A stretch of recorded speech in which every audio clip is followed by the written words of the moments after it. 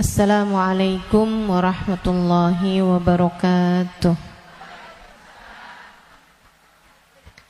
Alhamdulillah, wassalatu wassalamu ala Rasulillah Muhammad ibn Abdillah wa ala alihi wa sahbihi wa man wala.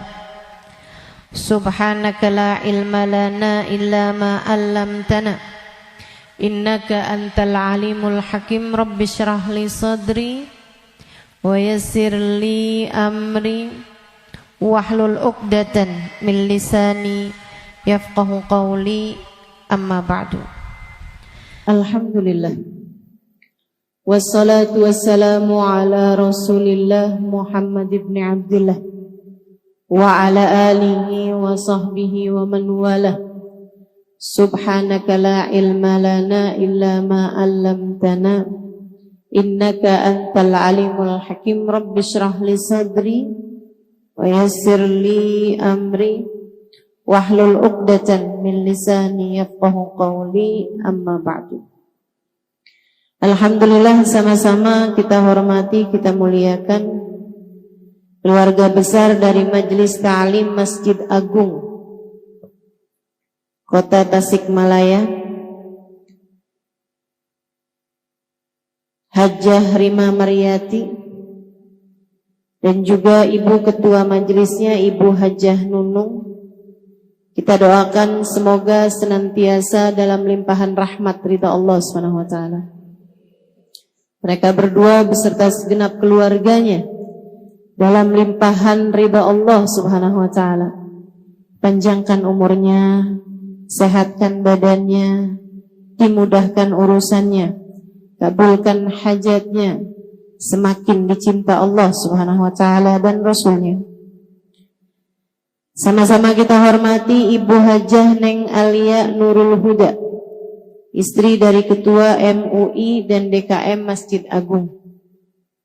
Ibu Khalisah Kamilah, pimpinan Pondok Pesantren Baitul Arqam Bandung. Ibu Imas, pimpinan Pondok Pesantren Al-Ma'uniyah Bandung. Ibu Neng Mahda, pimpinan Pondok Pesantren Al-Hasan Ciamis. Ibu Neng Diah Aminah, pimpinan Pondok Pesantren Darul Amba Bantar Gebang. Dan juga Ibu Hajjah Neneng Nurlela dari Kombes. Kita doakan semoga segenap yang telah disebutkan namanya dan juga termasuk para ibu-ibu nyai yang hadir di tempat ini, para hubabah, para syarifah, para ustadzah, para pimpinan-pimpinan pondok pesantren, pimpinan-pimpinan majelis ta'lim, semoga senantiasa dirahmati Allah, dicintai Allah, dimuliakan Allah, dibahagiakan Allah SWT. Serta tentu saja semua yang hadir di majelis ini, baik ibu-ibu, kakak-kakak, adik-adik, anak-anak, semoga semuanya dipandang Allah dengan pandangan kasih sayangnya, dimudahkan urusannya, dikabulkan hajatnya, disayang-sayang Allah, disayang-sayang Nabi besar Muhammad sallallahu alaihi wasallam, insyaallah. Amin ya rabbal alamin. Mukjizat doa ini yang akan kita bahas pada hari ini. Doa, ibadah yang luar biasa. Kita harus banyak-banyak berdoa. Saya sering bilang, jangan jadikan doamu hanya sekedar, sebab doa adalah semua yang kamu perlukan. Jangan cuman berdoa sedikit. Kamu justru sebaiknya sedikit-sedikit berdoa. Dikit-dikit doa, dikit-dikit doa. Itu yang seharusnya kita lakukan. Mencontoh manusia paling agung, baginda kita Nabi besar Muhammad. Nabi itu selalu berdoa. Nabi sering berdoa. Mohon maaf sebelum saya lanjutkan, kakak-kakak yang berdiri ini mau memastikan untuk tidak foto, tidak video. Betul ya? Sekarang gini aja, semua yang hadir nggak usah pakai dijagain, insya Allah nggak foto, nggak video. Betul? Betul, sepakat semuanya? Nah, jadi kakaknya biar nggak pada capek, boleh duduk. Oke. Ya. Silahkan duduk. Tahu-tahu pas habis selesai kajian nggak bisa jalan. Pada kaku karena berdiri kelamaan. Baik ya. Saudariku sekalian yang saya muliakan, Nabi Muhammad tuh begitu. Selalu berdoa. Nabi Muhammad diam-diam berdoa. Nabi Muhammad berdoa dalam diam dan diam-diam berdoa. Nabi Muhammad banyak doanya sebab beliau sedikit-sedikit berdoa. Ngelihat orang soleh ibadah, Nabi Muhammad doa, ya Allah terimalah ibadahnya. Melihat orang yang ahli maksiat, Nabi Muhammad berdoa, ya Allah karuniakanlah taubat padanya. Nabi Muhammad pernah kecurian sendal.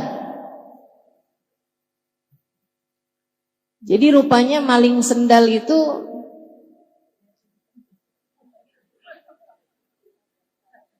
ada sanadnya ya. Tapi kalau ngambil sanad tuh yang bagus-bagus aja gitu.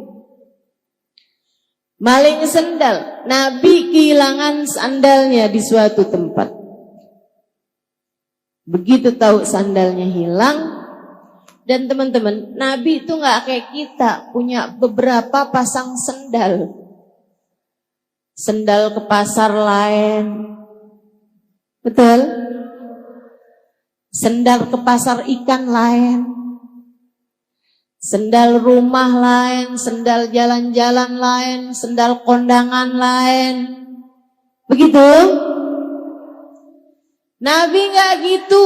Nabi hanya punya sepasang sendal. Kalau hilang artinya Nabi Muhammad nggak lagi punya sendal. Tahu gitu kok sendalnya Nabi hilang. Begitu Nabi Muhammad menyadari, tahu bahwa sandalnya hilang, beliau berdoa, ya Allah, jika yang mengambil sandal saya adalah orang yang enggak punya sandal, berkahilah sandal saya pada kakinya. Didoain sama Nabi. Kalau yang ngambil orang miskin nih yang enggak punya sandal, ya Allah biarin pas tuh sandal sama kakinya. Bikin awet, jadi berkah terus. Ya Allah, jika yang ngambil sandal saya adalah orang yang punya sandal, orang yang mampu, yang bahkan mungkin sandalnya lebih banyak daripada sandalnya Nabi, ya Allah jadikanlah ini dosa terakhir yang dia lakukan, karuniakanlah taubat kepadanya. Nabi kita Muhammad sallallahu alaihi wasallam doa, terus doa. Lihat apa aja doa. Lihat anak kecil didoain, lihat orang tua didoain. Doa buat istrinya didoain, buat sahabatnya didoain, buat umatnya didoain. Kita ini adalah keberkahan dari doa orang-orang terdahulu kepada kita. Satu waktu Sayyidah Aisyah melakukan sesuatu hal yang bikin senang Nabi Muhammad. Nabi senang. Kemudian Nabi Muhammad mendoakan Sayyidah Aisyah, Allahumma ighfir li Aisyah ma qaddamat ma akharat ma alanat ma asarat ma alimat ma lam ta'lam. Ya Allah, ampunilah Aisyah ya Allah, dosa-dosanya yang dulu-dulu ataupun yang baru-baru. Ya Allah, ampuni Aisyah ya Allah, dosanya yang dia lakukan sendirian, diam-diaman atau yang dia lakukan terang-terangan. Ampuni Aisyah ya Allah, dosanya yang dia tahu ataupun yang dia nggak tahu. Sayyidah Aisyah dengar didoain kayak begitu, senengnya luar biasa sampai semburat merah keluar di pipi beliau. Senyum Sayyidah Aisyah. Nabi Muhammad tanya, "Farihti bidu'ai ya Aisyah? Kamu senang karena mendengar doaku ini wahai Aisyah?" "Bala ya Rasulullah, hadzal yaum id indi." Betul wahai Rasul, ini hari kayak lebaran buat saya. Nabi Muhammad bilang, "Ya Aisyah, inni da'autu bihadihi da'wah fi kulli laylah li ummati." Aisyah, saya berdoa dengan doa yang seperti ini tiap malam. Tiap malam.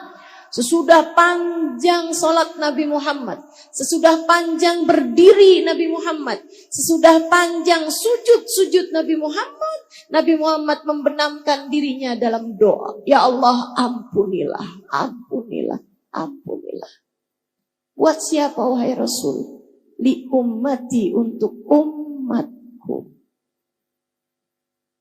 Untuk umat. Kita nih umatnya. Keberkahan doa-doanya Nabi Muhammad. Jadi kalau kamu lagi susah, tahu-tahu dikasih kemudahan, kamu pikir karena saya adalah istri yang solehah. Belum tentu. Bisa jadi itu adalah keberkahan dari doa orang tuamu. Bisa jadi itu adalah ijabah dari doa nenek kakekmu. Bisa jadi kamu mendapatkan keberkahan dari doanya Nabi besar Muhammad sallallahu alaihi wasallam, sebab bagaimanapun kamu adalah bagian dari umatnya. Karenanya juga saya sarankan untukmu yang sedang dalam kesusahan, anak-anakmu belum dapat hidayah dari Allah sehingga sholatnya masih berantakan atau masih tenggelam dalam dosa. Kan?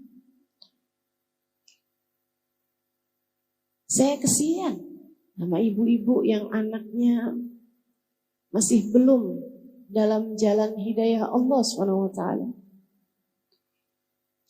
Saya kesian. Cobain Bu buat tagih doanya Nabi Muhammad untukmu dan untuk anak-anakmu. Ya Allah, anak saya, kasihanilah dia ya Allah. Ya Allah, ampuni dosanya. Bukankah anak saya adalah umat Nabi Muhammad? Dan bukankah kabarnya Nabi Muhammad selalu mendoakan kami umatnya? Ya Allah, ampuni dosa anak saya. Tarik dirinya ya Allah, bawakan ke jalan taat padamu. Jangan biarkan ia tenggelam dalam dosa dan kemaksiatannya. Kami mohon padamu ya Allah, sebab kami umat Nabi Muhammad. Kami tahu Nabi Muhammad banyak mendoakan kami. Tagih doa Nabi Muhammad kepada Allah Subhanahu wa ta'ala untukmu. Untuk insya Allah. Hal penting buat kita lakukan dalam hidup yaitu selalu berdoa. Sampai jadi kayak mukjizat gitu doa itu. Sampai kayak jadi sesuatu hal yang kita kira gak bisa, kalau dengan doa tuh jadi bisa. Bu, saya ini orang kampung. Bapak saya bukan ulama, ibu saya bukan ulama. Orang di sekeliling saya gak ada yang mondok pesantren zaman saya masih kecil dulu. Sepupu-sepupu saya gak ada yang mondok pesantren. Diawali oleh kakak saya, kemudian saya memutuskan untuk pondok pesantren juga. Saya nggak pernah menyangka bahwa kemudian Allah SWT akan menyibukkan saya dalam jalan dakwah ini. Tapi saya merasa bahwa apa yang sedang saya lakukan saat-saat ini adalah merupakan ijabah doa dari orang-orang terdahulu yang telah mendoakan saya. Mukjizat. Mukjizat. Dengan doa yang bukan siapa-siapa jadi sesiapa. Dengan doa segala kesulitan-kesulitan berganti kemudahan. Dengan doa yang gak mungkin-mungkin jadi mungkin. Dengan mukjizat doa segala yang mustahil menjadi mungkin. Jangan remehkan doa. Jangan remehkan doa. Ustazah, saya kepengen anak saya jadi ulama. Doa. Ya anak saya udah terlanjur besar-besar. Cucu deh kalau enggak. Cucu. Doa. Doa aja terus. Kita gak pernah tahu teman-teman. Bagaimana doa akan mengubah yang mustahil menjadi mungkin. Kita gak pernah tahu. Kenapa bisa begitu Ustazah? Karena ketika kamu berdoa, kamu berurusan dengan yang memiliki kendali terhadap semesta. Remote-nya semesta ini Allah Subhanahu wa ta'ala yang pegang.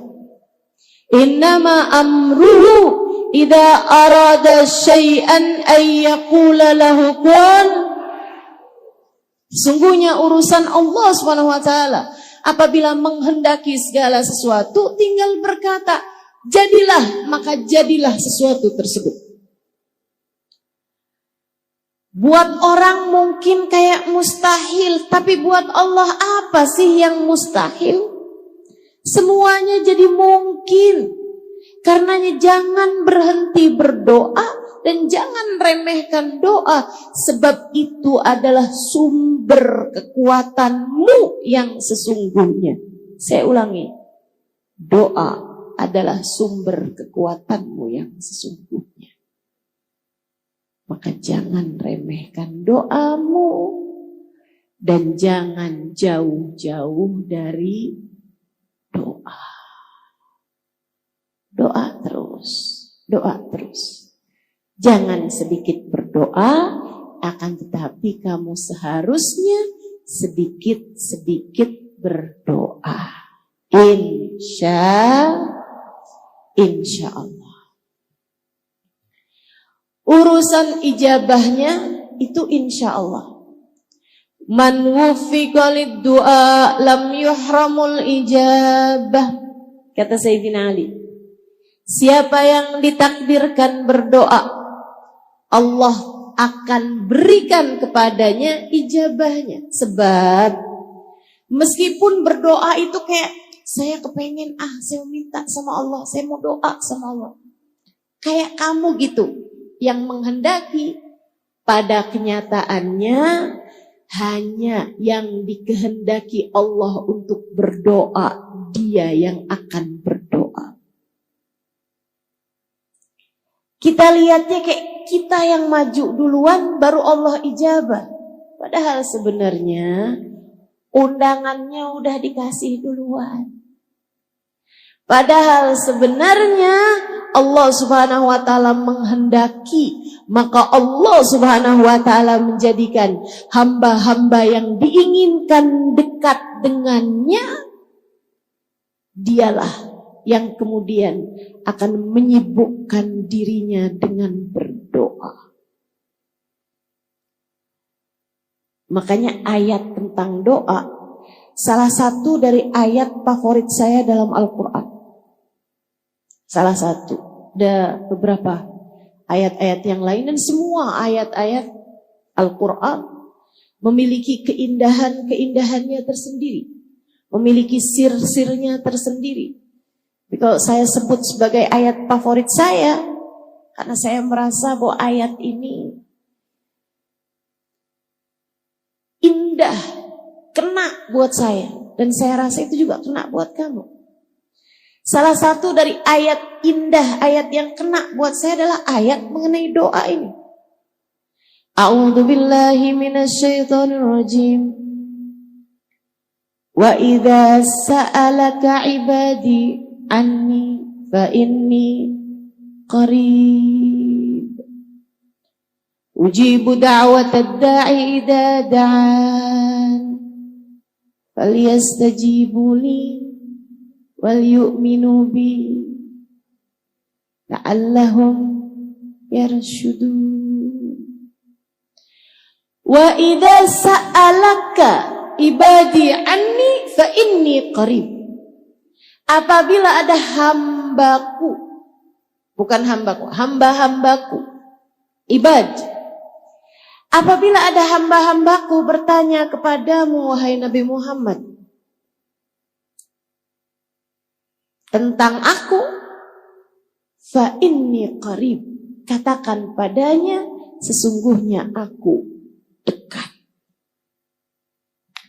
Ujibu da'watad da'i idza da'ani, aku akan mengijabah doa siapapun yang berdoa padaku. Aku akan mengijabah doa dari yang berdoa padaku. Atau aku akan menjawab panggilan siapapun yang memanggil-manggil namaku. Falyastajibu li, maka sampaikan pada umatmu untuk berdoa dan meminta padaku. Wal yu'minu bi, katakan pada mereka agar percaya padaku. La'allahum yarshudun, niscaya mereka akan mendapatkan petunjuk. Indah banget bukan? Indah banget bukan? Seorang sahabat bertanya kepada Nabi Muhammad, Allahu ba'id hatta unadi am huwa garib hatta unaji. Rasul, saya punya pertanyaan. Allah itu jauh sehingga aku harus memanggilnya, ataukah Allah itu dekat sehingga aku cukup berbisik dengannya? Pertanyaan yang sangat indah, pertanyaan yang sangat bagus sekali ditanyakan seorang sahabat mewakili kita umat Nabi Muhammad sallallahu alaihi wasallam. Allahu ba'id hatta unadi am huwa qarib hatta unaji. Allah jauh sehingga saya harus panggil. Ini kan kalau saya mau ngomong sama yang ada di luar masjid, misalnya jauh, saya harus panggil dia gitu kan. Harus berteriak bahkan. Hei!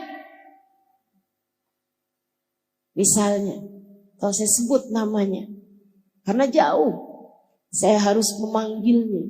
Saya harus berteriak memanggil namanya. Tapi kalau orangnya di samping saya, ngapain saya teriak-teriak? Saya cukup bisik-bisik sama dia. Hei. Dia akan menjawab. Kenapa Halimah? Kan begitu? Tapi kalau jauh kan, hei. Jawabnya juga itu. Iya. Jauh. Tapi kalau dekat kan, hei. Dia akan jawab, iya. Nabi Muhammad diem. Ditanya begitu. Bukan karena Nabi Muhammad gak tahu jawabannya. Tapi Nabi Muhammad punya adab sama Allah SWT yang lebih besar daripada apapun. Nabi itu sama Allah adabnya luar biasa. Nabi takut menjawab sesuatu hal yang sebenarnya ada jawaban yang lebih tepat gitu. Gitu ya. Itu Nabi Muhammad yang punya ilmu aja, ilmunya udah punya, udah tahu, udah dikasih sama Allah Subhanahu wa taala. Kalau ditanya tuh nggak asal jawab atau bahkan nggak langsung jawab. Kalau teman-teman juga gitu, seharusnya kita nih jadi umatnya juga kayak gitu. Kalau kamu nggak tahu jawabannya, jangan asal jawab. Ustazah Halimah orang mana sih? Orang Tasik.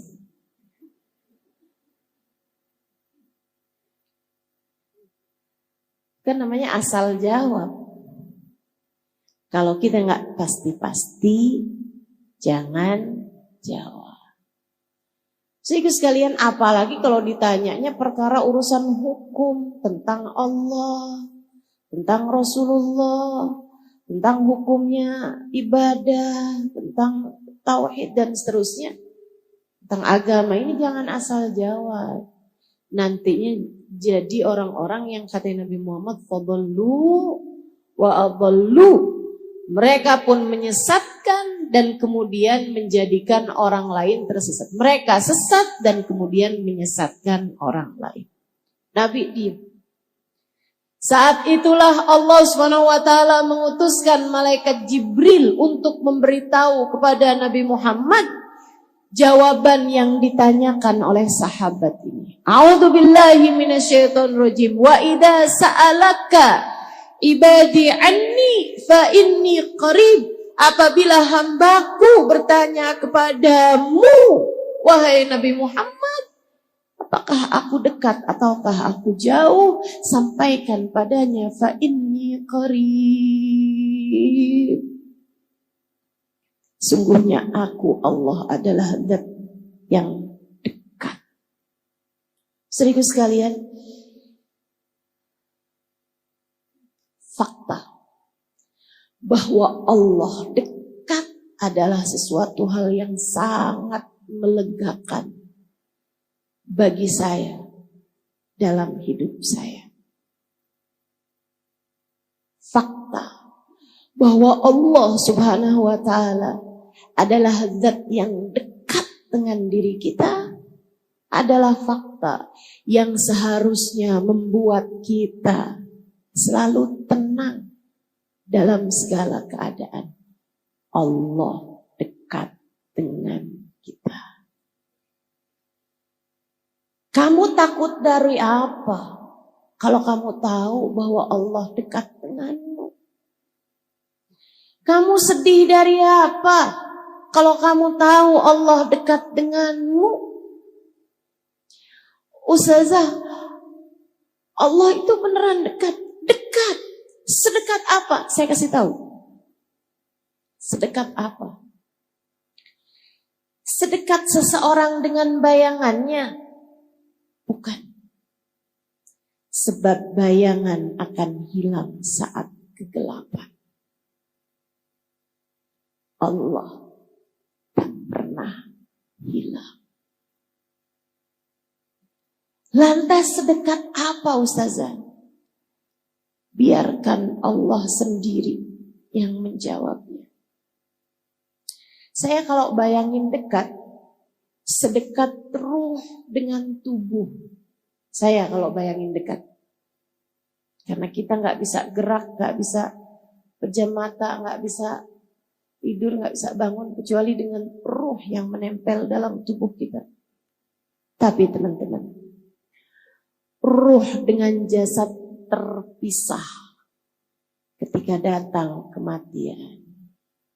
Ketika orang lagi koma, lagi pingsan, nah itu ruhnya tuh pisah dari jasad. Bahkan ketika orang tidur, itu ruhnya pisah dengan jasad. Makanya begitu bangun tidur kita bilang alhamdulillahilladzi ahyana ba'dama amatana ilaihil nusyur.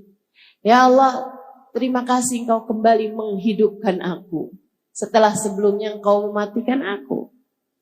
Hanya kepadamu lah aku kembali. Sebab kalau kita tidur tuh pisah rohnya dari jasad kita. Enggak terlalu dekat ternyata, jasad dengan ruh. Allah menceritakan tentang kedekatan. Ini karena saya senang belajar, makanya saya jadi banyak tahu. Allah ketika menceritakan tentang kedekatan Allah dengan kita hambanya, lihatlah, bacalah, dengarkanlah bahasa Allah Subhanahu wa taala. Kata Allah Subhanahu wa taala, "A'udzu billahi minasyaitonir rajim wa nahnu aqrabu ilaihi min hablil warid." Sesungguhnya aku Allah lebih dekat dengan hambaku daripada ia dengan detak nafasnya sendiri, daripada ia dengan detak nadinya sendiri. Sebab detak nadi tak akan berpisah denganmu. Saat kamu tidur, nadimu tetap berdetak. Saat seseorang pingsan, nadinya tetap berdetak. Bahkan saat seseorang koma, nadinya tetap berdetak. Justru dari kebersamaan detak nadi tersebut itulah para dokter mengkonfirmasikan kehidupannya. Wa nahnu aqrabu ilaihi min hablil warid. Aku lebih dekat dengan hambaku daripada ia dengan detak nadinya sendiri. Saya mudahkan untukmu. Ingat-ingat terus. Allah lebih dekat denganmu daripada kamu dengan detak nadimu sendiri. Allah lebih dekat dengan saya daripada saya dengan detak nadi saya sendiri. Enggak ada yang lebih dekat dengan kita daripada kita dengan Allah. Ustazah, tapi kok saya sering lupa sama Allah? Ya kamu. Tapi Ustazah, saya kok gak ngerasa dekat sama Allah? Ya kamu. Tapi kok saya ngerasa jauh gitu Ustazah dari Allah? Ya kamu. Bukan Allahnya, kamunya. Dan itu artinya kamu menyia-nyiakan karunia terbesar yang Allah berikan dalam dirimu. Kamu punya peluang untuk merasakan kedekatan dengan Allah Subhanahu wa taala, tapi kamu kemudian menyia-nyiakannya. Salahmu sendiri. Salahmu sendiri. Ada yang begitu dekat denganmu, malah kamu tinggalkan. Yang gak jelas mendekat kepadamu, malah kamu berusaha untuk mengejarnya mati-matian.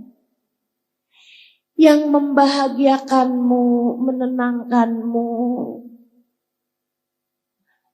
yang membuatmu bahagia, membuatmu senang, membuatmu tenang, kamu malah meninggalkannya. Yang membuatmu gelisah, membuatmu galau, membuatmu cemburu, membuatmu sedih, membuatmu terluka, kamu malah mengejarnya mati-matian. Siapa yang salah selain dirimu sendiri itu? Allahnya selalu dekat. Bahkan kalau kamu baca sifat-sifatnya Allah dalam Asmaul Husna, teman-teman, Allah itu punya sifat mudad, punya sifat berlawanan. Allah punya sifat yang berlawanan. Allah maha mengampuni, tapi Allah juga maha menghukum. Ada yang diampuni, ada yang dihukum. Kan berlawanan itu. Ini orang dihukum apa diampuni nih? Kan begitu ya? Ada yang dihukum, ada yang diampuni. Allah maha lemah lembut, tapi Allah juga maha latif. Allah juga maha jabbar, qahhar. maha garang, maha kuat, maha kejam. Allah juga maha lembut, maha penuh kasih sayang, tapi juga Al-Muntaqim, Al-Jabbar, sifat yang berlawanan. Tapi Allah punya sifat qarib, dekat. Dan silahkan baca Asmaul Husna dari awal hingga akhirnya, tak akan kamu dapati Allah menyebut dirinya dengan ba'id, jauh, tak ada. Artinya Allah tidak pernah jauh darimu. Artinya Allah selalu dekat denganmu. Jangan sia-siakan kedekatanmu dengannya. Wa idza sa'alaka 'ibadi anni fa inni qarib. Ujibu da'watad da'i idza da'an. Aku mengijabah doa siapapun yang berdoa padaku. Falyastajibuli, maka mintalah padaku. Wal yu'minu bi, dan tetaplah percaya padaku. Kalian akan selalu berada dalam jalan petunjuk. Kalian akan selalu berada dalam jalan terang. Kamu tidak akan berada dalam kegelapan. Jadi kalau kamu ngerasa hidup saya nih kayak dalam masa-masa gelap. Saya sekarang ini kayak di langit hidup saya nih kelabu. Kenapa ya? Kelabu langit saya tidak juga tersingkirkan. Kenapa saya habis ini kena ini, habis ini kena ini. Kayak sedih mulu nih hidup saya nih, kayak gelap mulu nih hidup saya. Kamu tahu jawabannya sekarang. Karena kamu kurang dekat. Bukan Allahnya, tapi kamu kurang dekat dengan Allah Subhanahu wa ta'ala. Kamu sih menjauh terus. Kamu sih menghindar terus. Kamu sih dikasih kesempatan seindah ini dalam kehidupan untuk berdoa, untuk meminta, untuk berzikir, untuk dekat dengan Allah Subhanahu wa ta'ala. Tapi kamu yang berlari-lari, menghindar, menjauh darinya. Hingga Allah kemudian ulurkan tali kepadamu berupa musibah demi musibah yang sebenarnya tujuan Allah adalah hendak menarikmu kembali di sisinya. Karenanya sering saya sampaikan kepada para istri yang mengadu kepada saya, Ustazah, suami saya ninggalin saya. Ustazah, suami saya kesangkut. Sangkut apa? Pagar janda belakang rumah.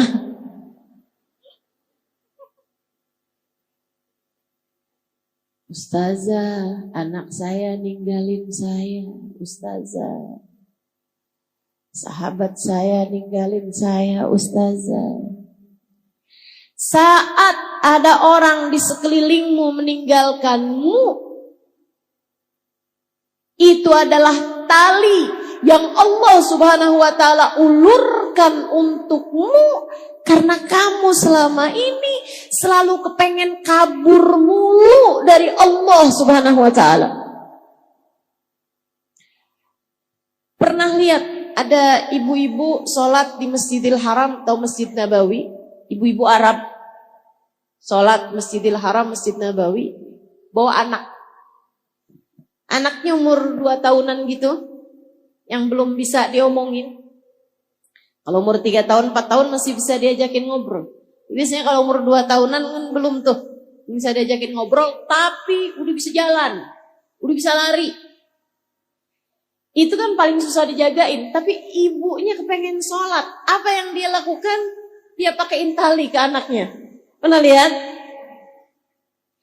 Itu setiap kali anaknya rada jauhan ditarik tuh sama dia. Kayak gitu tuh. Allah Subhanahu wa taala kepadamu. Si anak berasa sakit ketika ditarik. Sama. Kamu juga begitu. Ketika datang ujian dalam kehidupan, kamu berasanya sakit. Saya gak pernah sesakit ini, kata seorang istri. Yang suaminya berpaling hati darinya. Sampai dia udah mulai baca-baca obat-obatan untuk meracuni diri. Saudariku sekalian yang saya muliakan, berasanya sakit. Allah kemudian narik dia, seret. Sakitan dia. Tapi ketika ibu tersebut itu narik anaknya, karena dia benci sebel sama anaknya sehingga ditarik-tarik begitu, ataukah karena ibu tersebut sayang sama anaknya sehingga gak mau anaknya jauh-jauh darinya. Allah kayak gitu sama kamu. Ditariknya kamu dengan ujian demi ujian dalam kehidupan untuk membuatmu dekat dengannya dan tidak kemana-mana. Karenanya kepengen hidupnya tenang, damai, jangan kemana-mana. Tetaplah bersama Allah. Tetaplah bersama Allah. Melegakan sekali ya. Alhamdulillah. Ustazah, rumah tangga saya berantakan. Ustazah, saya udah gak sanggup lagi menghadapi kenyataan. Hidup saya jungkir balik, Ustazah. Saya sekarang putuskan untuk tinggalkan aja laki-laki itu. Anakmu berapa? 6.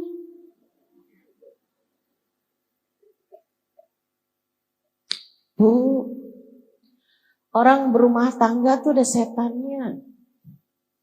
Setannya juga apa ya? Setannya tuh kayak penuh politik gitu. Dia tuh punya banyak cara gitu. Dan namanya setan kan. Setan kan gak ada ceritanya cara yang kayak gini haram. Ya setan emang ngerjain yang haram-haram. Jadi kalau kamu demen banget sama yang haram-haram, artinya kamu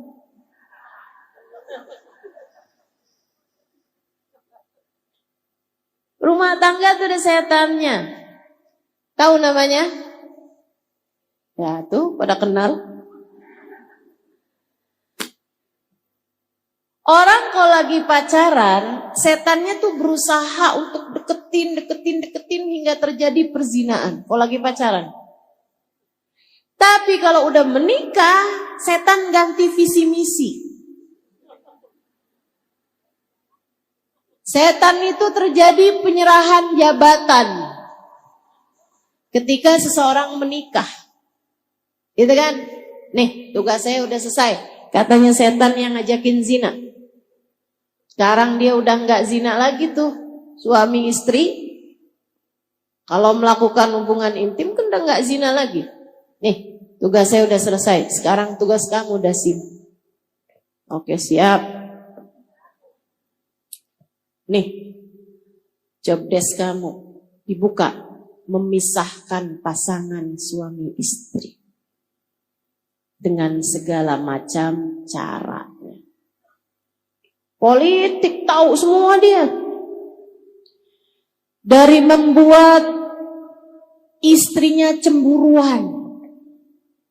Sehingga setiap kali suami buka WhatsApp, istrinya matanya panjang. Panjang banget itu. Ngelihat di jarak 2 meter, 3 meter kelihatan. Sehingga kalau suaminya nerima telepon, telinganya panjang. Masya Allah. Dia nggak tahu ada dasim lagi ngebisikin. Suami kamu ngapain tuh?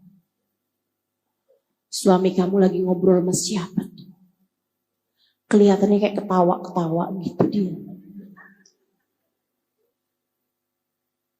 Ya Allah. Sedang ada yang bergerilya dalam rumah tangga kita. Kamu kemudian mencari pembenaran, ustazah, lebih baik mencegah daripada mengobati. Kamu nggak tahu itu bahasanya dasim itu. Nggak ada ceritanya kayak begitu. Suamimu miliknya Allah, kamu pun miliknya Allah. Semua manusia di atas muka bumi ini miliknya Allah Subhanahu wa ta'ala. Udah gak usah sibuk sama perlakuan orang padamu. Sibuk saja kamu dengan apa yang menjadikan penyebab kedekatanmu dengan Allah Subhanahu wa ta'ala. Saudaraku sekalian, kamu menjalani kehidupan sebagai perjalanan panjangmu menuju Allah. Maka jangan biarkan apapun mengalihkan hal tersebut darimu. Udah aja, biarin Allah. Serahkan semuanya kepada Saudaraku sekalian saya muliakan, jangan pernah mau jauh-jauh dari Allah Subhanahu wa ta'ala. Hidupmu berantakan. Allah ketika lihat nih hatinya kemana-mana, tidak bersama denganku. Akhirnya kemudian Allah lihat dia tambah jauh, Allah lemparkan ujian-ujian dalam kehidupan.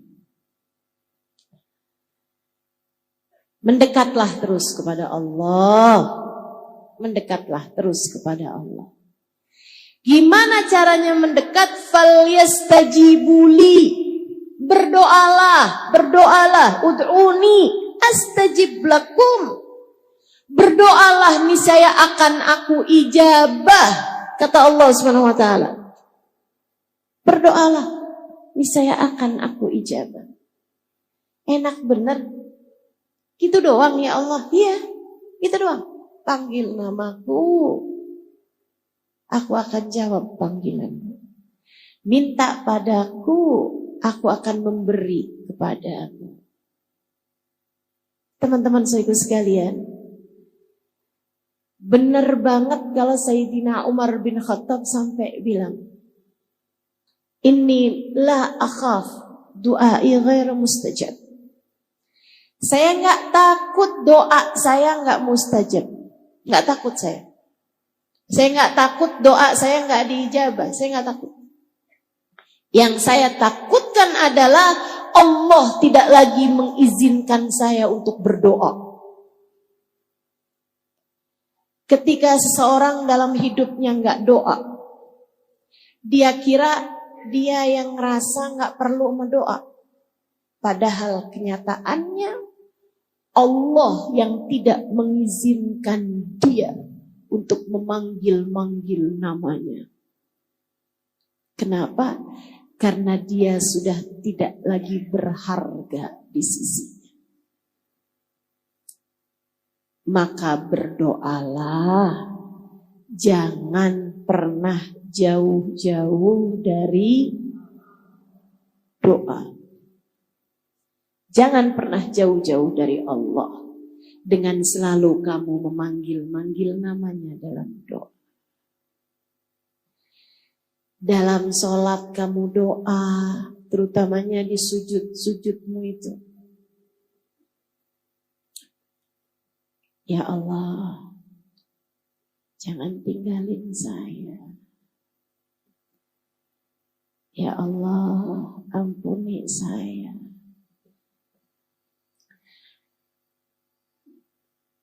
Habis selesai sholat, doa.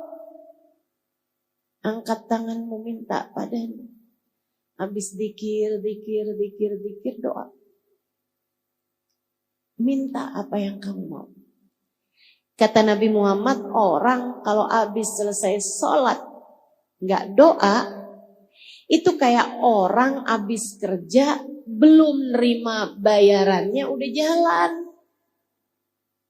Sayang, kamu punya doa mustajab, kenapa nggak kamu pakai? Pakai dulu, ambil gajinya, ambil bayarannya, berdoalah.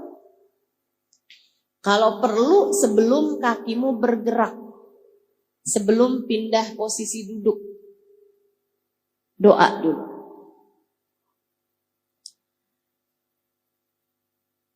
Habis selesai sholat kan istighfar dulu 3 kali. Astaghfirullah. Allahumma antas salam wa minkas salam. Ilaika ya'udus salam. Fahina rabbana bis salam. Wa adkhilnal jannata. Habis itu kemudian baca ayat kursi. Kemudian baca subhanallah 33 kali. Alhamdulillah 33 kali. Allahu Akbar 33 kali. Akhiri dengan la ilaha illallah wahdahu la syarikalah lahul mulku wa lahul hamdu yuhyi wa yumit wa huwa ala kulli syai'in qadir. Kemudian angkat tanganmu doa. Angkat tanganmu doa. Apa yang menjadi hajat-hajatmu? Keperluan kita sama Allah tuh banyak sekali. Ustazah, kan doa saya nih banyak nih Ustazah. Kadang-kadang waktunya tuh sempit. Apa yang seharusnya saya minta? Kalau dalam keadaan-keadaan sempit, apa yang seharusnya kita minta? Seorang bertanya kepada syekhnya. Seorang ulama terkemuka. Ya Syekh, apabila sempit waktuku untuk berdoa, sementara itu adalah waktu doa yang mustajab. Misalnya, lagi bisa cium hajar aswad, kan gak bisa lama-lama tuh. Itu saya doanya mesti minta apa Syekh? Kalau saat-saat waktunya sempit, sementara saya pengen punya banyak doa tuh, apa yang mesti saya minta sama Allah? Syekh tersebut menjawab, nak, mintalah ampunan. Mintalah. Kenapa gitu Syekh? Sebab kalau seseorang sudah mendapatkan ampunan, sudah diampuni, artinya dia sudah diterima. Kalau sudah diterima, Allah tahu kebutuhannya, Allah akan memenuhinya, bahkan tanpa perlu lagi meminta. Paling penting buat kita minta adalah ampunan. Bukan berarti yang lain gak penting, tapi paling pentingnya, nomor 1 buat kita minta nih adalah ampunan.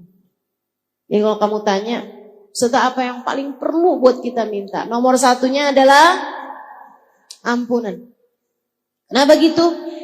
Yang ngaca aja. Dosanya banyak kok ngerasa gak perlu ampunan tuh gimana? Ada di sini yang dosanya dikit? Ayo nih, angkat tangan, cung. Ada di sini yang dosanya dikit?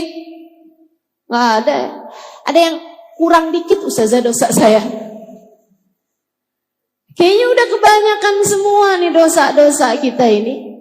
Emang benar tuh yang disampaikan Nabi Allah Adam alaihissalam. Rabbana zalamna wa illam taghfir lana wa tarhamna lanakunanna minal khasirin. Ya Allah, kami telah banyak berbuat dosa. Kami telah mendolimi diri kami. Ya Allah, jika Engkau tidak ampuni, jika Engkau enggak sayangi, hancurlah kami ya Allah. Jika Engkau tidak sayangi, Jika Engkau tidak ampuni, hancurlah kami ya Allah. Kayak hal pertama yang harus kita minta kepada Allah adalah ampunan. Ya Allah, tolongin saya, ampuni saya ya Allah. Tolongin saya, ampuni saya ya Allah. Perlu saya rasa untuk dilakukan, terutama buat yang gak pernah kerjain ini. Cari waktu sepimu, cari waktu yang kamu sendirian. Mandilah, mandi taubat. Habis selesai mandi seluruh tubuh, saat mandi itu kamu juga sambil bilang, ya Allah, andai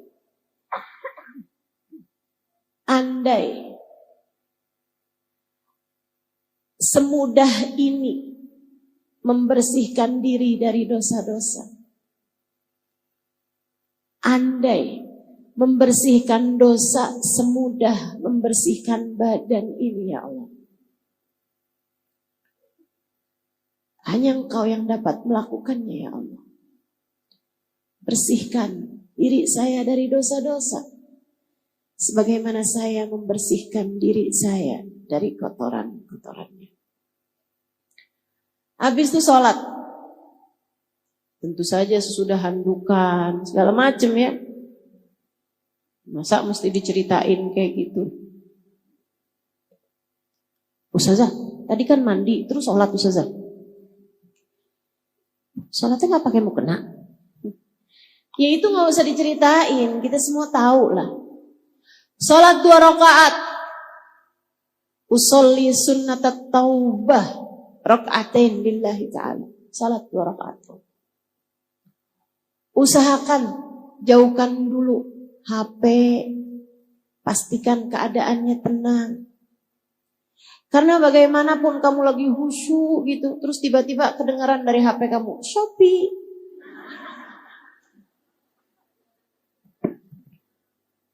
Berantakan kan? Barang saya yang mana nih? Yang sudah datang. Baiklah sekalian. Salat 2 rakaat. Habis selesai salat, angkat tanganmu, kemudian berdoa. Saat sujud kamu dalam salat juga banyakin doa. Kata Nabi Muhammad, "Aqrab ma yakunul 'abd min rabbih fahuwa sajid. Fa'akthiru fihi du'a faqamin an yustajabalah." Tempat terdekat seorang hamba dengan Allah Tuhannya adalah saat dia sedang sujud. Maka perbanyaklah doa dalam sujudmu, sangat mungkin doamu diijabah. Hanya saja, sholat itu ada peraturannya. Peraturan dalam sholat tidak diperkenankan melafalkan bahasa selain dengan bahasa Arab. Sehingga kalau kamu mau berdoa dengan doa hajat-hajatmu, dengan doa sesuai dengan bahasamu kan bukan bahasa Arab. Iya kan? Jadinya kalau kamu mau berdoa sesuai dengan bahasamu sendiri, dan itu jauh lebih enak teman-teman. Jauh lebih nikmat. Tidak usah dilafalkan pakai lisanmu, cukup dengan kamu hadirkan di dalam hati. Bahasa hati tenang aja. Itu jauh lebih sampai kepada Allah SWT daripada bahasa lisanmu yang tidak keluar dari hatimu. Allah mendengarkan hati kita lebih terang daripada kita mendengarkan ucapan dari lisan seseorang. Wa asirru qaulakum aw ijharu bih, kata Allah dalam Al-Qur'an. Wa asirru qaulakum aw ijharu bih innahu alimun bidatis sudur. Mau kamu kerasin suara kamu, mau kamu pelanin suara kamu, Allah tahu apa yang ada di dalam hati seseorang. Jadi saat sujud doa, tapi nggak usah diomongin. Ya Allah ampunin saya ya Allah, dosa saya memang udah banyak banget Ustaz. Ya Allah, gak usah diomongin, dalam hati aja, ya Allah, lihatin saya ya Allah, saya hamba-Mu, maafkan selama ini dosa udah begitu banyak saya terjang ya Allah. Saya datang padamu memohon ampunan ya Allah. Ampunilah segenap dosa-dosa saya. Yang saat ini sedang berada dalam kekalutan hubungan rumah tangga. Yang saat ini sedang berada dalam keadaan darurat karena saldo sudah minta maaf. Diminta maafin nomor rekening. Mohon maaf, saldo Anda sudah habis. Saudariku sekalian yang saya muliakan, yang saat ini sedang dalam keadaan sempit kehidupannya, sempit hatinya, atau yang saat ini sedang merasa ya Allah sakit kok terus-terusan begini ya, cobain, kerjain yang saya sampaikan padamu ini. Mandi taubat, sholat taubat. Kemudian sesudahnya, nih, dengerin saya. Kamu ingat-ingatin dosa kamu sama Allah. Ingat-ingatin. Dosa apa aja yang selama ini udah kamu kerjain. Ustazah malu. Kamu udah ngerjainnya dulu. Ya gak apa-apa, sekarang ingetin dulu. Kok kayak gitu ya saya? Ya itu kamu tuh emang berantakan hidupmu. Betul? Berantakan hidup kita, betul? Ingat-ingatin dosa kamu. Lihat-lihatin lisan kamu pernah berdosa apa aja. Telinga kamu pernah berdosa apa aja. Mata kamu pernah berdosa apa aja. Hati kamu pernah berdosa apa aja. Banyak diantaranya yang merupakan dosa-dosa besar. Enggak Ustazah, saya enggak pernah zina, saya enggak pernah minum minuman keras, saya enggak pernah ngebunuh orang Ustazah. Saya enggak pernah kerjain dosa-dosa besar. Riba? Riba bagaimana? Ada banyak diantara kita. Saya bahkan mendengar kabar, fakta yang saya berharap semoga ibu-ibu yang ada di sini nggak sampai kena begituan. Bu, Indonesia ini adalah negara dengan judol terbesar seluruh dunia. Kata nenek-nenek, judol apa saja? Judi online, Nek. Terjebak pada judi. Kok bisa perempuan-perempuan pada main judi? Gara-garanya adalah karena mereka ngambil pinjol. Nenek-nenek nanya lagi, pinjol apa Anda Ustazah? Pinjaman online, Nek. Cuman naroin foto KTP. Habis itu kemudian dia tinggal nulis dia mau berapa duitnya. Dikirimkanlah duitnya sama pihak pinjaman online tersebut. Dikirimin 1 juta, itu dalam beberapa waktu bunganya naik-naik terus. Sampai kadang-kadang hutangnya cuma 3 juta. Akhirnya kemudian berbunga, bisa sampai belasan juta. Karena nggak kebayar-bayar. Kamu pikir itu bukan dosa besar? Dosa besar dari hutang riba itu adalah dosa besar. Besar sekali, bukan besar aja. Besar banget. La'anallahu akilur riba wa mukila wa katiba wa syahidah. Allah melaknat orang yang makan riba. Allah melaknat orang yang dikasih makan riba. Kamu ngambil hutang atau kamu menghutangi dengan riba, itu kamu dilaknat Allah Subhanahu wa taala. Bahkan wakatibah, adminnya, yang nulisnya, wasyahidah, bahkan saksinya, apalagi yang mengompori orang buat hutang riba. Pinjemin gue dong, susah banget nih saya. Gak usah banyak-banyak lah, 500.000 aja. Kamu tuh kalau susah-susah, kamu pinjem aja tuh di online. Emang gimana caranya? Gini nih.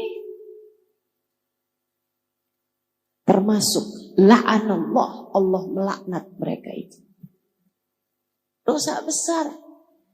Ditaubatin teman-teman saudaraku sekalian. Ditaubatin, ditinggalin. Caranya gimana Ustazah biar kita nih nggak terjebak dengan hutang riba? Caranya adalah dengan tidak berhutang. Jangan utang. Kalau utang nggak usah pakai riba gitu Ustazah. Bukan, jangan berhutang. Jangan gampang utang. Bu, Kak, Dek, nah sesedikit apapun yang kamu punya cukup untuk membiayai hidupmu. Tapi sebanyak apapun yang kamu punya nggak akan cukup untuk membiayai gaya hidupmu. Jadi kalau pengen hidupmu tenang, jangan banyak gaya. Jelas? Jelas? Nggak usah kepengenan. Sama HP yang dipunyai sama iparmu. Gak usah kepengenan sama baju yang dipunyai sama tetanggamu. Gak usah kepengenan sama tas yang dibelikan oleh seseorang kepada istrinya. Gak usah. Gak usah. Saya kepengen juga dong. Gak punya akhirnya ngutang. Ada yang pengen ngawinin anaknya. Seadanya aja Bu, seadanya aja. Gak usah pakai segala ngutang-ngutang. Akhirnya kemudian habis selesai ngawinin, datang pulalah debt collector. Nagih utangnya. Ada yang begitu di sini? Mana orangnya coba? Mau lihat saya. Ya Allah, jangan begitu. Yang qanaah sama apapun yang Allah Subhanahu wa taala bagi-baginya. Sisanya, kalau lagi kepengen apapun, angkat tangannya doa. Ibu-ibu, doa itu ajaib luar biasa. Betapa Allah Subhanahu wa taala memberi kepada kita seringkali bahkan dari arah yang tidak kita sangka-sangka. Kita hanya perlu untuk selalu berdoa. Habis kamu ingetin dosa-dosa kamu ingetin rahmatnya Allah padamu, kenikmatan yang telah Allah Subhanahu wa taala berikan padamu. Walaupun kamunya berdoa, walaupun kamunya berdosa, tapi Allah Subhanahu wa taala masih mengizinkanmu untuk berdoa, masih membiarkan iman dalam hati kamu. Bukan hal kecil. Perhatikan saya. Pernah nggak kamu sebel sama seseorang sampai kamu nggak mau lihat mukanya? Pernah nggak kamu sebel sama seseorang sampai kamu nggak mau dengar suaranya? Pernah? Allah persis kayak gitu. Allah kalau benci sama seseorang, Allah nggak izinkan dia buat sholat. Dia pikir dia yang nggak mau sholat, padahal Allah yang nggak mau dia menghadap kepada Allah, sebab Allah tak lagi berkenan melihat dia. Dia pikir dia nggak doa, percuma saya doa, saya nggak mau doa lagi. Saya mau berhenti berdoa, saya nggak lagi mau berdoa. Dia pikir dia yang nggak mau doa, padahal Allah yang tidak mau mendengar suaranya.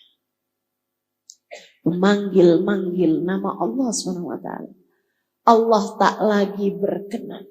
Karenanya, saat kamu selesai sholat taubat, kamu bilang, ya Allah, besar dosa-dosa saya. Tapi Engkau masih juga berkenan untuk membiarkan saya sujud padamu. Engkau masih berkenan untuk membiarkan saya menyebut-nyebut namamu, memanggil namamu. Terima kasih ya Allah, maafkan saya ya Allah, maafkan saya ya Allah. Abdukal abi, raji' ilaik. Ya Allah, saya hambamu yang selama ini kabur darimu. Saya kembali kepadamu. Ya Allah, terimalah saya. Kemudian, mulailah kamu menyebut-nyebut nama Allah. Memanggil-manggil nama Allah. Gak usah pakai yang lain-lain. Yang gampang aja. Diajarkan sama para ulama.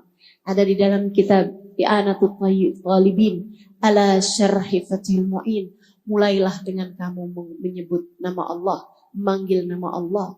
Kamu panggil begini nih.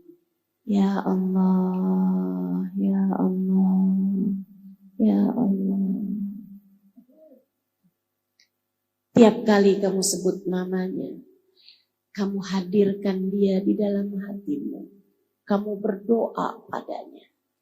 Ya Allah, jangan tinggalkan saya.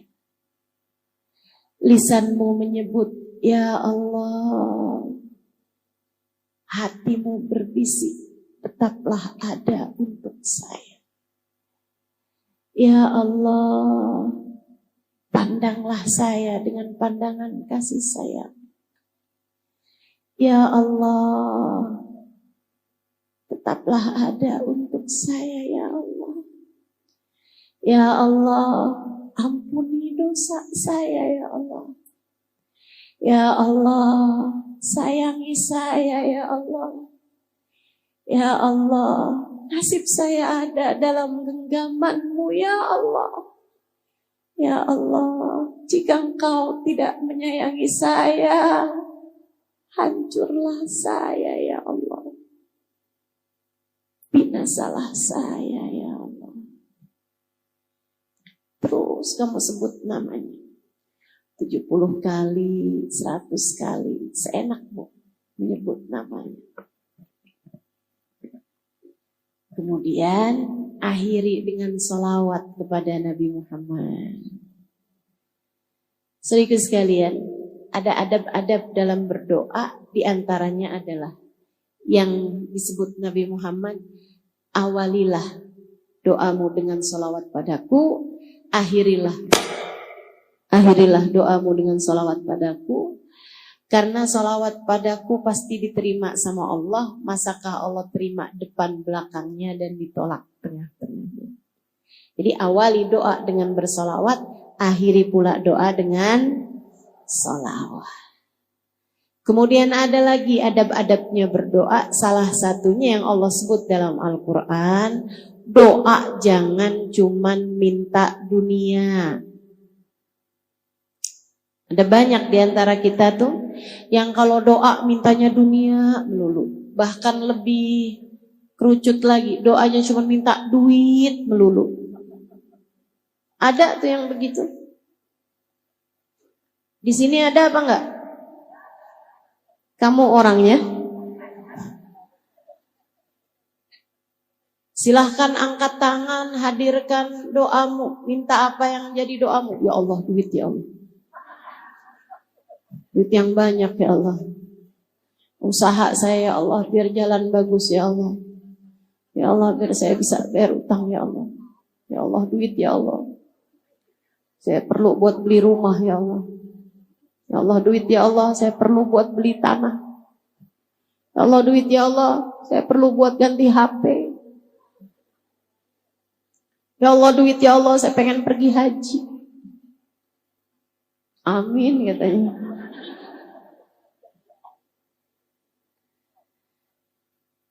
Ibu, bahkan urusan haji itu bukan cuma urusan duit. Saya dulu haji bayarnya cuma 4 juta. Berangkatnya dari Yaman.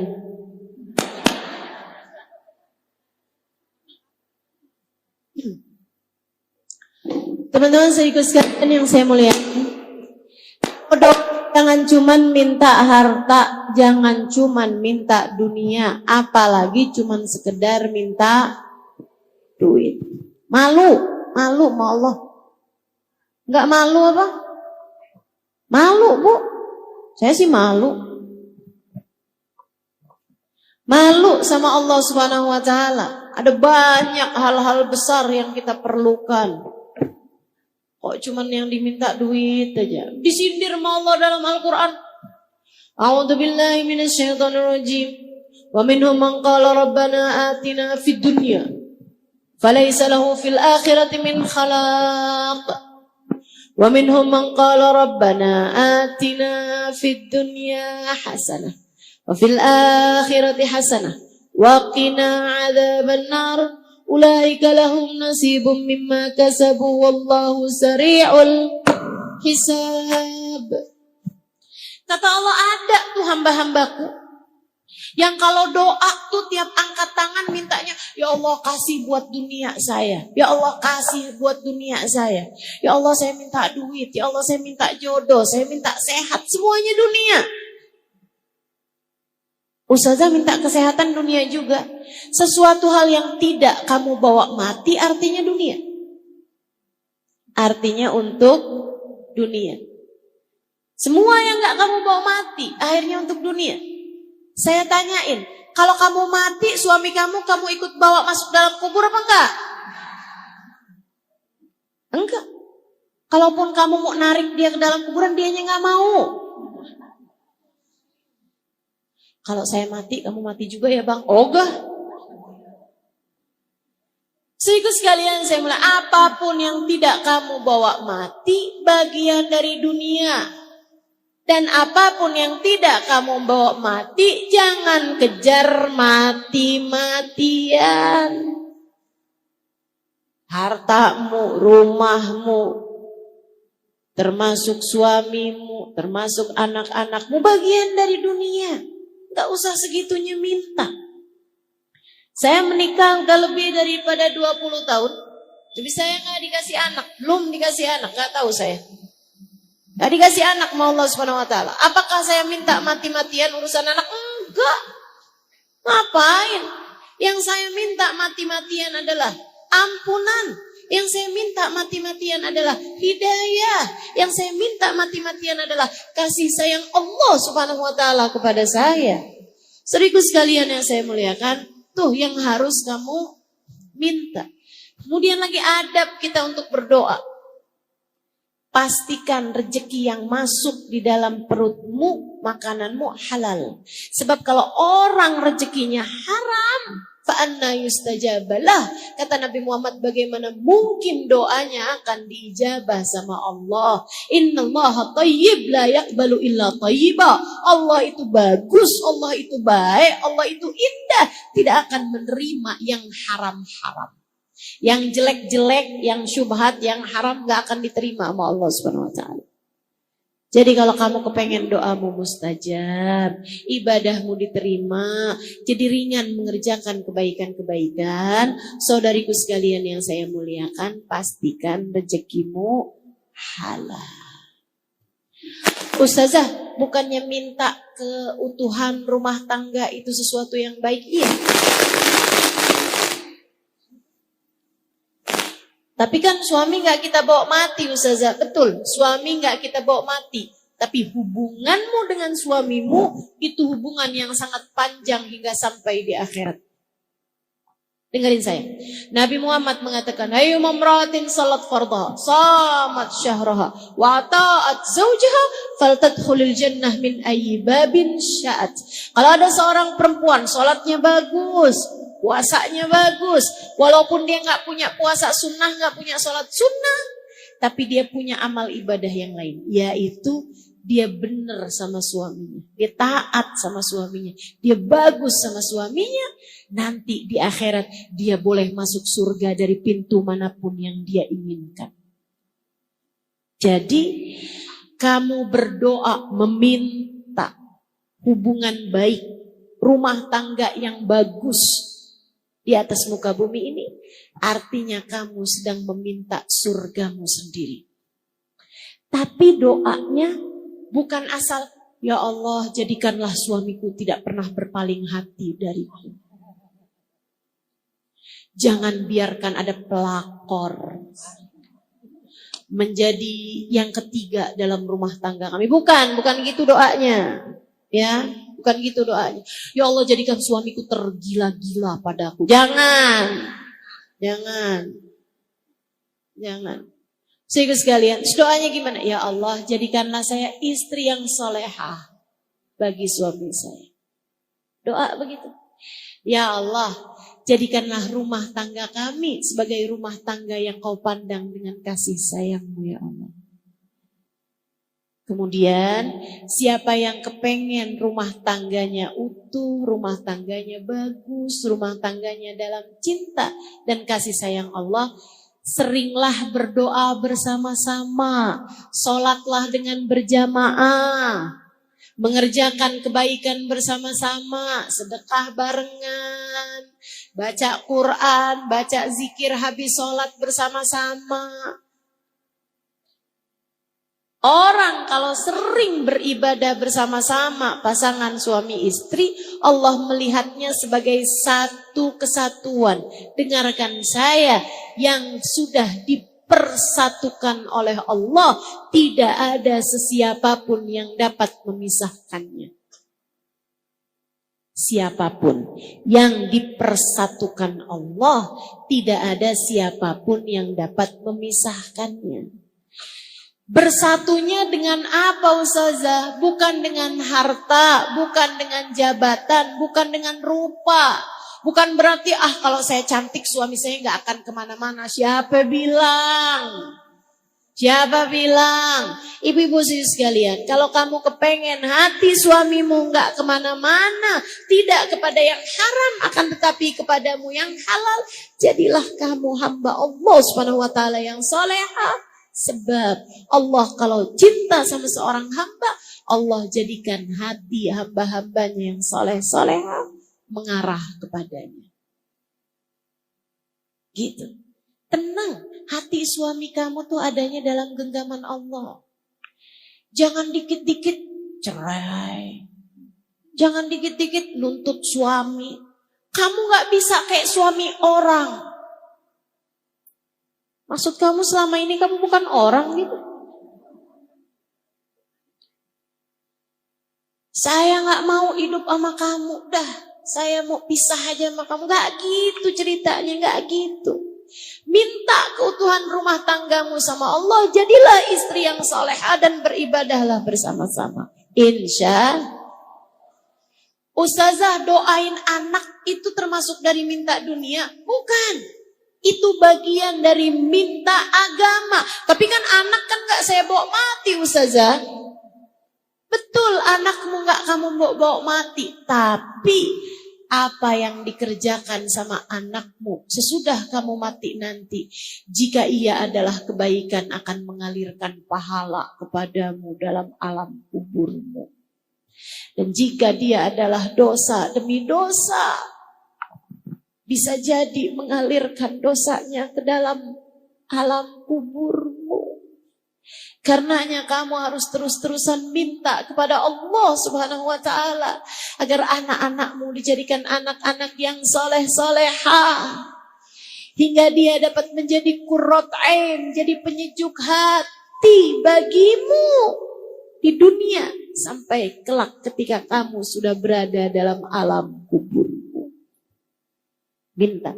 Wa minhum man qala rabbana atina fid dunya hasanah wa fil akhirati hasanah wa qina adzabannar. Kita kalau doa minta, ya Allah, karuniakanlah kepada kami dunia kami kebaikan, akhirat kami kebaikan.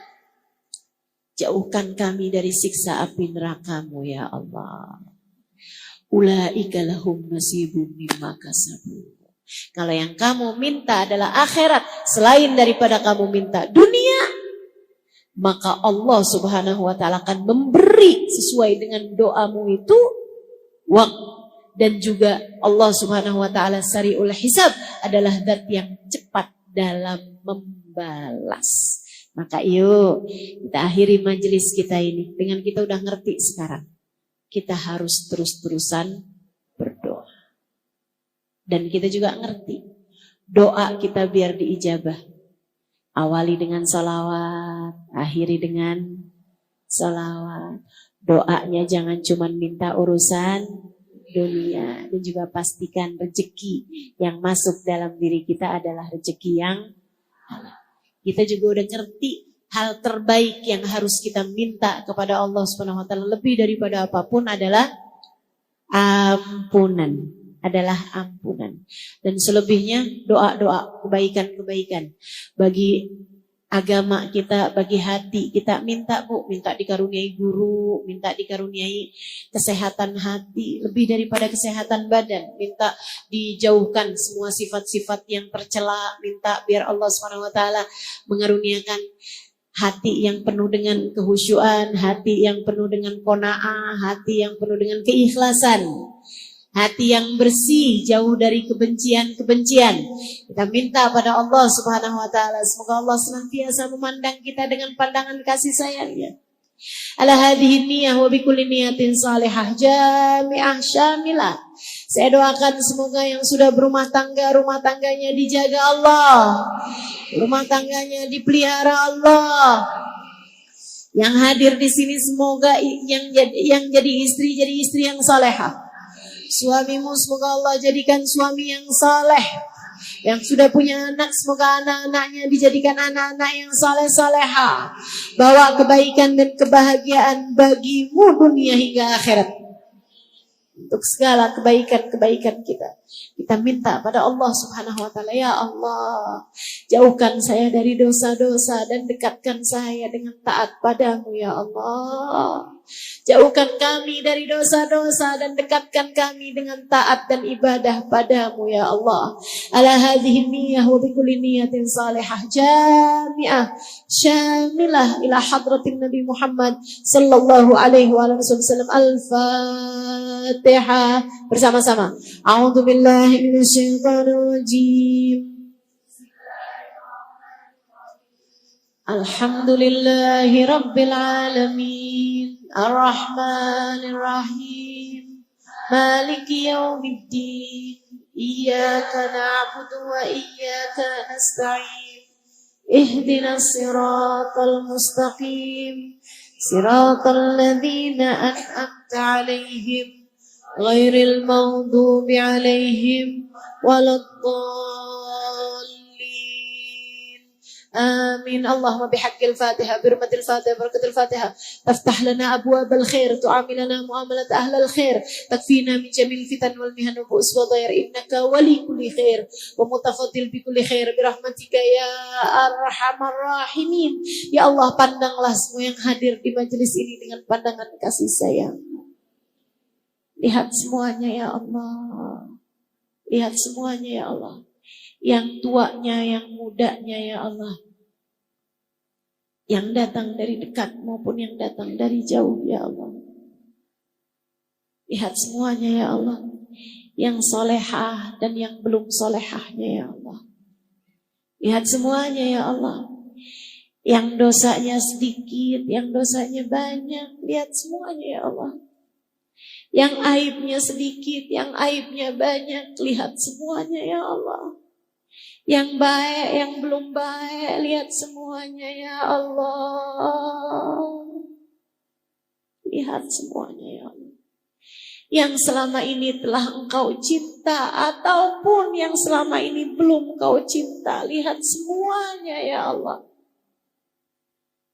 Kemudian ampunilah semuanya ya Allah. Bukankah engkau adalah zat yang maha dermawan?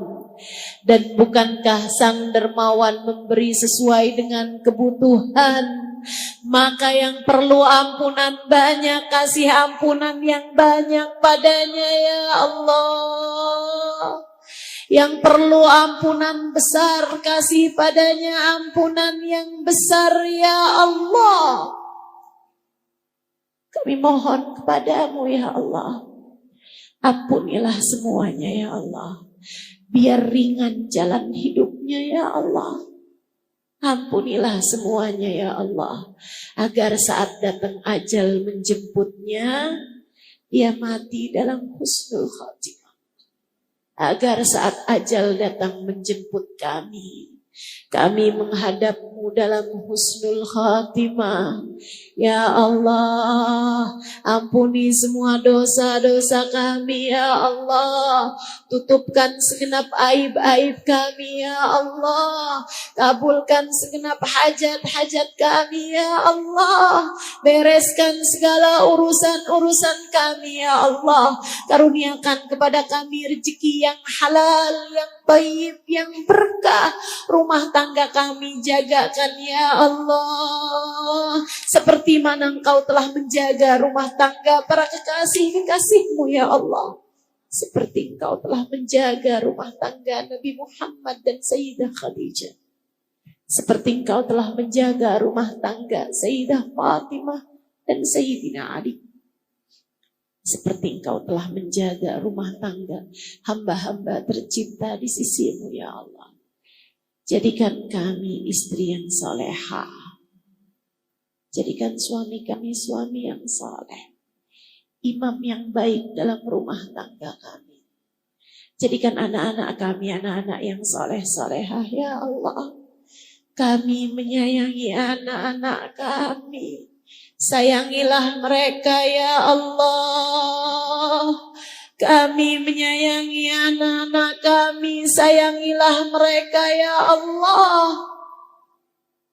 Maafkan kami tidak dapat menjaga mereka seperti yang Kau inginkan. Bukankah Engkau mengatakan ku anfusakum wa ahlikum nara, jagalah diri kalian dan anak kalian dari api neraka ya Allah. Jangankan menjaga anak-anak kami, menjaga diri kami sendiri saja terkadang kami gagal melakukannya. Karenanya kami mohon padamu ya Allah, jagakanlah kami, jagakan anak-anak kami. Ya Allah, jaga kami, jaga anak-anak kami. Seperti Engkau telah menjaga hamba-hamba-Mu yang tercinta di sisi-Mu ya Allah.